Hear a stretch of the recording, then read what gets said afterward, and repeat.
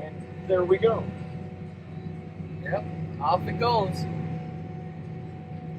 See, 23 gallons, I'm just using the big hole. 23 gallons an acre. Yeah, now we're back up to 53 and we're at 63 pounds of pressure. Nice. So it's doing the variable rate now. Oh yeah, yeah, now we're just dropping down. See, So what's your range of variable rate right now? I've got the button set right back here. No, I put it under the seat. I'll show you the button. I don't know why they do this like this, but I'll show you. Keep it here so I don't bend it all the way out. So this is your map?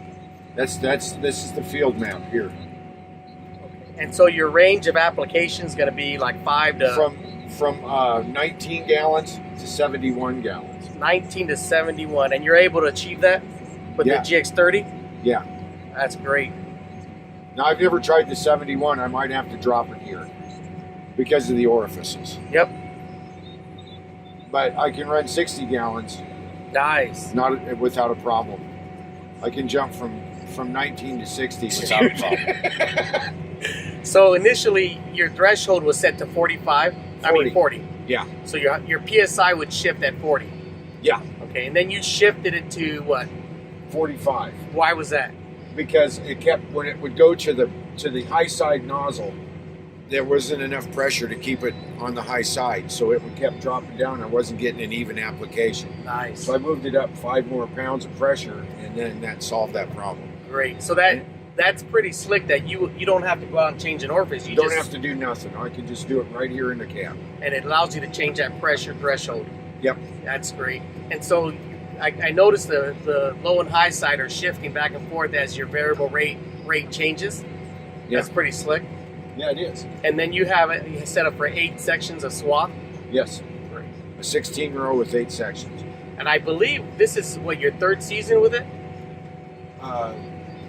This is our 2nd season with this. 2nd? With the console, yes. Okay, but yep.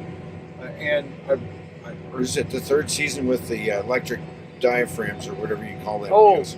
okay. Electric. So all together, this is your 3rd season with all of it. With the system. Yeah. But this is the 2nd season with the That's updated right. console. Nice. And it's been working pretty good so far. Yeah.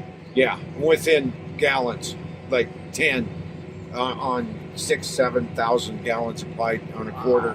Within 10 gallons of being right on the money. Where it works out mathematically. I know I've taken the time where I've had an overrun. I'll look at my acres when I get done. I'll be a half acre over or something, and so I just do the math, and I'm within that many gallons. I'm within less than 10 gallons of being exactly where I should be. Wow.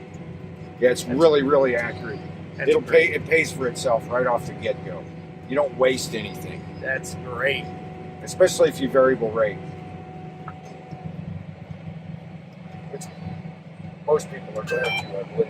Yeah. Okay, so it looks like you're on 30-inch spacing, but you have dual cultures on every row. Yes. And so what's their spacing on those dual cultures?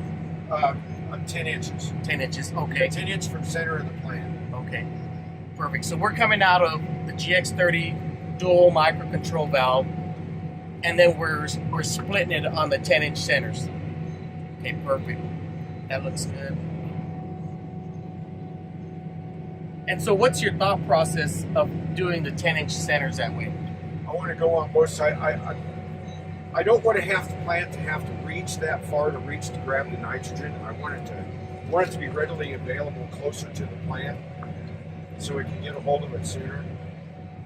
And I like getting the air down into my roots.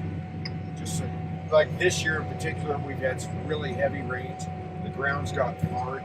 It just softens things up, and it makes the fertilizer more readily available. The plant doesn't have to grow so wide. Nice. That's why we come in early. We start side dressing early, so we don't cut those tablets. And it's right there. When the roots get to it, it's there. And so Instead that of having to come all the way across the ridge, come all the way across the road to get to the fertilizer. It's there. okay. So it doesn't have to work for it. So then you're only you're only going how deep with the culture? Going about 2 inches. About 2 inches? Yeah, just enough to where I can cut the trash without a lot of pressure. I just want to get it down on the ground. The injector's running right behind it, just about 1.5 inches above the ground. 1.5 inches above the ground. Yeah, and it's going right into the slice we've made. Nice. So that makes sense that that 10-inch centers would work really well, especially when you don't want to cut the root, right? Yeah, I don't. That's why we come in when it's small. When it's because the roots haven't come that far yet. Out. You know, they're down deeper than that, but they're not out that far. Nice. So we just want to lay it there so it's ready for it. Perfect. And it looks like now you're putting about 45 gallons an acre. On this, yeah, we This variable. area? Yep. Everything is variable rated, so we overlaid like years of data and found out our best spots and our worst spots, and we fertilized accordingly. Nice. Boy, that's a savings, huh? It's maximizes your ground, maximizes it. It's much more efficient. Yep.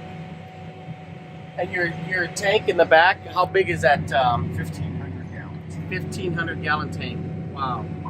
and then I carry another 500 on the tractor. And then 500. Yeah, so I have each time I fill, I have 2,000 gallons available. Wow.